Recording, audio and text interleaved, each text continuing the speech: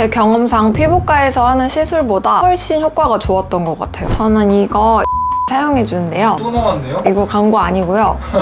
이게 왜 좋냐면 보시면 제가 여드름이나 트러블을 나고 나서 흔적이 없는 이유가 성분이 정말 사기급이거든요. 아, 그 정도라고요? 네. 이게 부드러운 제형이라서 발림성도 좋을 뿐 아니라 성분이 너무 착해서 이 제품만 바르게 되는 것 같아요. 주사 피부염 있으신 분들도 사용해도 괜찮을 만큼 순하거든요.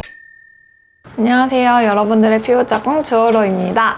좋아. 오늘은 어떤 얘기 해주실 거예요? 오늘은 많은 분들이 고민이신 색소 침착 없애는 방법에 대해 알려드릴 거예요. 오늘 알려드릴 루틴이 제 경험상 피부과에서 하는 시술보다 훨씬 효과가 좋았던 것 같아요. 이 루틴이면 진짜 빠르게 색소 침착을 없앨 수 있고요. 보시면 제가 여드름이나 트러블을 나고 나서 흔적이 없는 이유가 이 루틴으로 꾸준하게 관리했기 때문이거든요. 아, 그래요? 네. 그리고 저처럼 피부가 민감하신 분들도 충분히 할 수 있는 루틴이에요. 뭔데요? 궁금하시죠? 네. 제가 지금 바로 알려드릴게요. 고! 오늘 루틴을 간단히 설명드리자면 비타민C 앰플과 레티놀 루틴이에요. 아, 비타민C와 레티놀이요? 네, 이렇게 두 가지 듣자마자 감 잡히시는 분들도 계실 텐데 사용법이나 순서 같은 거는 정확히 모르실 수 있단 말이에요. 그래서 오늘 제가 하는 루틴으로 정리해서 딱 알려드릴게요. 비타민C랑 레티놀 두 개를 같이 쓰면 정말 좋은 성분인데 저는 이 두 개를 같이 쓰지 않고 따로따로 쓰거든요. 따로따로 쓰는 이유가 있을까요? 이렇게 쓰는 이유가 두 가지 있는데요. 첫 번째로는 자극 때문이에요. 아, 비타민C도 자극이 있는 성분이고 레티놀도 자극이 있는 성분이거든요. 그래서 이 두 개를 같이 쓰게 되면 자극이 너무 심할 수도 있어요. 그래서 저는 나눠서 발라주는 거예요. 두 번째는 잘 흡수시키기 위해서인데요. 비타민C는 수용성이고 레티놀은 지용성이거든요. 수용성과 지용성이요? 네. 그게 무슨 차이예요? 비타민C는 물에 가깝고 레티놀은 기름에 가깝거든요. 그래서 두 개를 같이 이렇게 바르게 되면 서로 흡수를 방해하기 때문에 이런 이유에서라도 따로따로 발라주는 게 좋겠죠?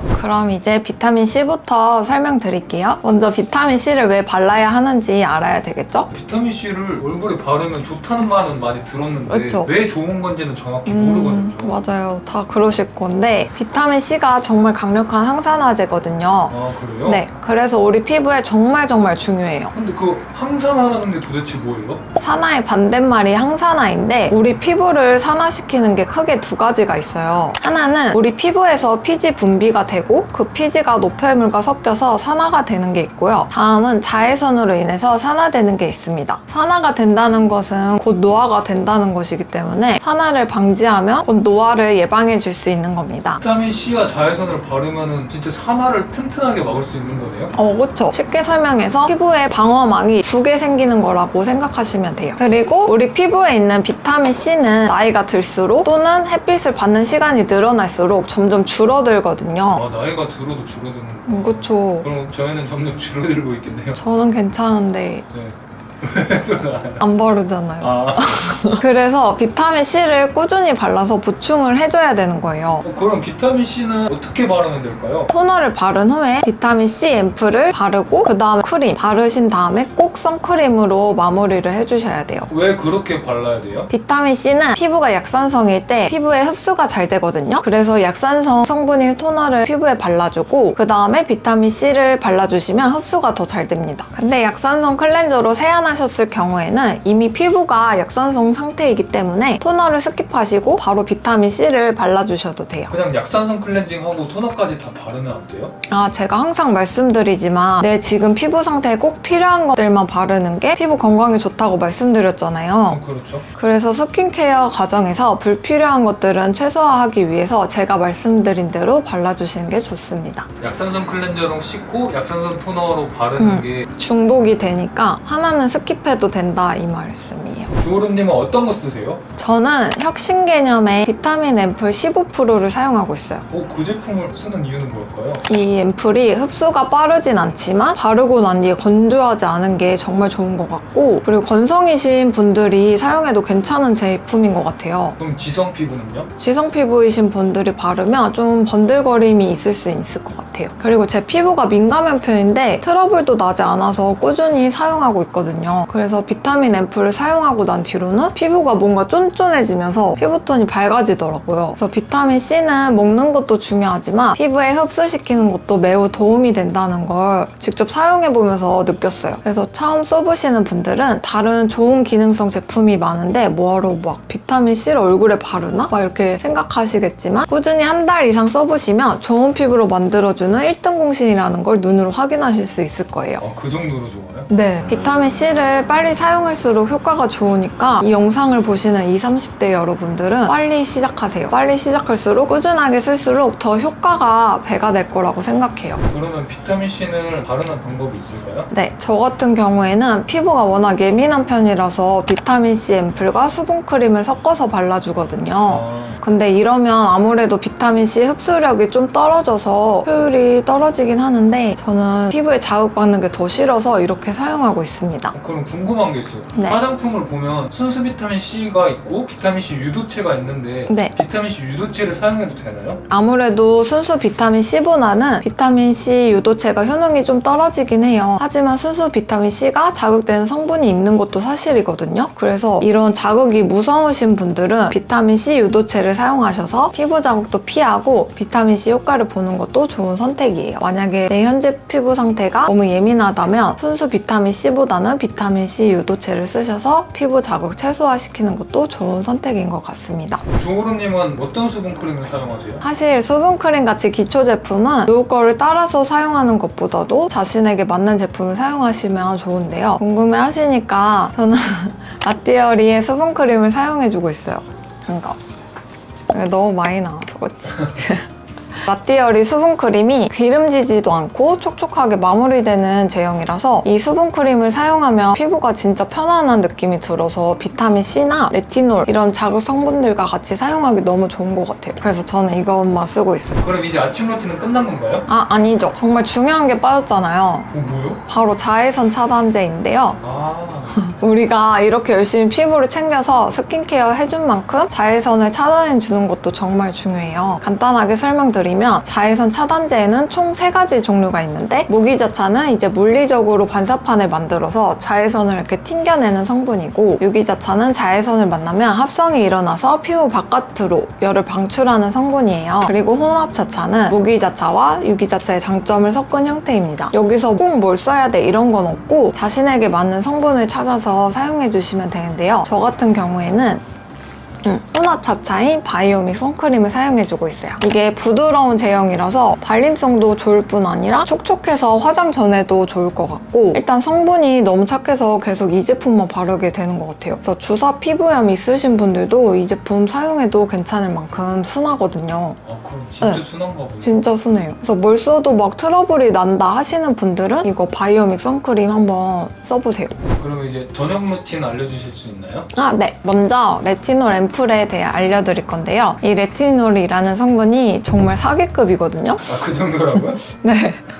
진짜 모공, 탄력, 주름, 미백, 여드름 등 거의 모든 피부 문제에 효과가 있는 성분이에요. 이 레티놀이 특히 색소 침착에 아주 효과적인데요. 세포 재생 주기를 빠르게 이끌어내서 색소 침착 자국을 빨리 벗겨내고 그다음에 새살을 돋아나게 해주는 그런 역할을 하거든요. 특히 미국 피부과 의사협회에서도 레티놀을 바르게 되면 피부 건강에 아주 좋다고 할 정도로 정말 좋은 성분인데요. 진짜요? 너무 네. 좋은 건데? 근데 이 좋은 성분에도 단점이 있어요. 헐. 어떤 단점이냐면 일단 피부에 자극이 있어요. 그래서 피부에 좋다고 막 쓰면 피부가 가렵기도 하고 따갑기도 해지거든요. 그래서 저함량으로 시작해서 고함량으로 늘려가면서 자신에게 맞는 농도를 찾는 게 정말 중요해요. 그래서 지금 알려드릴 루틴은 이 단점을 해결해주고 레티놀의 장점은 더 좋게 만드는 그런 루틴을 준비해봤습니다. 그런 게 있다고요? 네. 그럼 어떻게 하면 될까요? 먼저 레티놀은 꼭 저녁에 발라주셔야 돼요. 왜냐면 레티놀은 자외선이나 열에 노출되면 산화가 되기 때문인데요. 이 과정에서 광독성을 유발해서 피부를 붉게 만들 수도 있기 때문에 최대한 햇빛을 안 받는 환경에서 발라주는 게 좋습니다. 그래서 저녁 루틴에 넣은 이유도 이 때문이거든요. 주 주호르 선생님은 다 생각이 있으시군요. 네, 저는 다 생각이 있었습니다. 근데 그러면 낮에 레티놀을 바르고 그 다음에 선크림 바르면 해결되는 거 아니에요? 선크림이 자외선을 차단해주니까 그래도 괜찮기는 해요. 근데 100% 차단해주면 좋겠지만 아무래도 밖에서 생활하다 보면 지워질 수도 있고 그런 위험이 있기 때문에 저는 그냥 마음 편히 해가 없는 저녁에 하시는 걸 추천드립니다. 그러면 이거 매일 바르면 될까요? 이게 자극이 있는 성분이다 보니까 천천히 조금씩 피부에 적응시키는 게 정말 중요해요. 그래서 피부가 예민하신 분들은 주 1회 정도로 시작하시다가 주 2, 3회 아니면 좀 격일로 띄엄띄엄 해주시면 좋을 것 같아요. 용량도 처음에는 쌀알만큼 정말 조금으로 시작하다가 조금씩 늘려가는 방향으로 해주시면 좋을 것 같아요. 그럼 주호르님은 어떤 제품 사용하시나요? 저는 이거 이니스프리 레티놀 앰플을 사용해 주는데요. 또 나왔네요? 이거 광고 아니고요.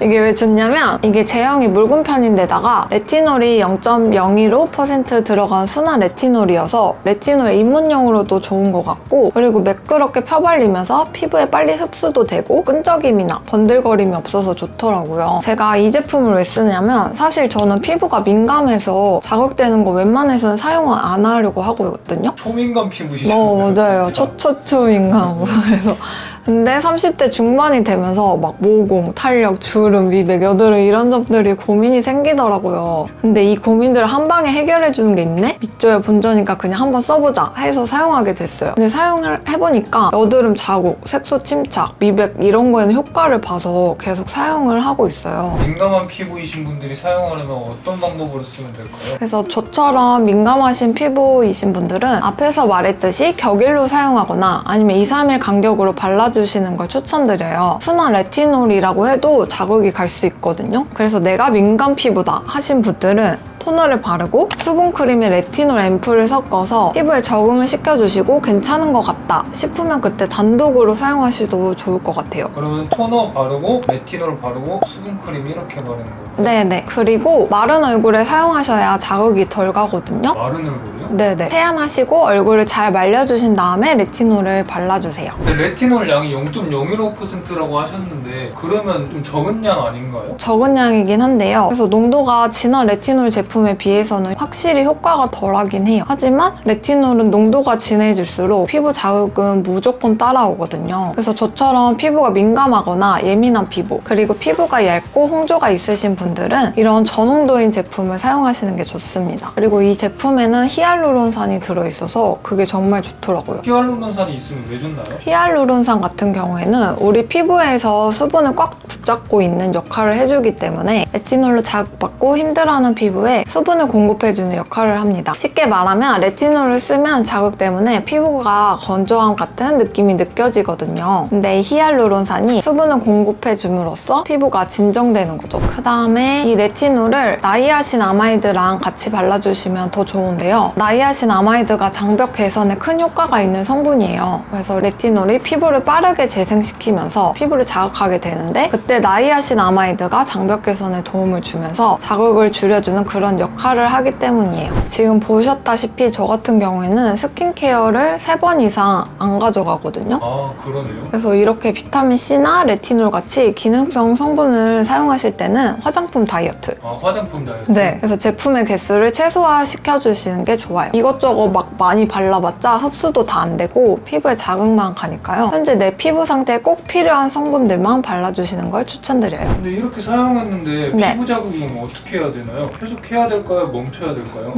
자극이 오거나 따갑게 느껴지시면 당장 중단하시는 게 좋고요. 지금 제가 알려드리는 이 루틴으로 피부를 좀 진정시키면서 회복시켜주시면 좋은데요. 기존에 바르시던 토너와 수분크림을 바르시는데 여기 수분크림에 맑을담의 EGF 원액 앰플을 섞어서 발라주시는 거예요. 왜 이렇게 하냐면 이 EGF 성분이 피부 재생을 촉진시켜주는 역할을 해주거든요. 그래서 내가 쓰던 제품으로 피부를 진정시키면서 EGF 성분으로 회복을 시켜주는 이런 루틴을 해주시면 자극된 피부에 좋은 거죠. 한번 정리해 주실 수 있나요? 오전에는 약산성 클렌저나 약산성 토너로 피부를 약산성 상태로 만들어 주신 다음에 그 다음에 비타민C 앰플을 발라주시고 그 다음에 수분크림, 그 다음에 제일 중요한 선크림으로 마무리 해주시면 되고요. 그 다음에 저녁에는 토너 바르시고 그 다음에 레티놀 바르시고 잘 흡수시킨 다음에 수분크림으로 마무리 해주시면 됩니다. 근데 저처럼 피부가 민감하시거나 자극이 되시는 분들은 레티놀을 수분크림하고 섞어서 발라주시면 되세요. 진짜 트러블 났을 때 이것들만 없어지면 좋겠다라고 생각하잖아요. 근데 없어지고 나면 꼭 흔적이나 색소 침착이 남아서 아 이게 아직도 안 끝났구나 이랬던 적이 많았거든요. 진짜 저도 그래요.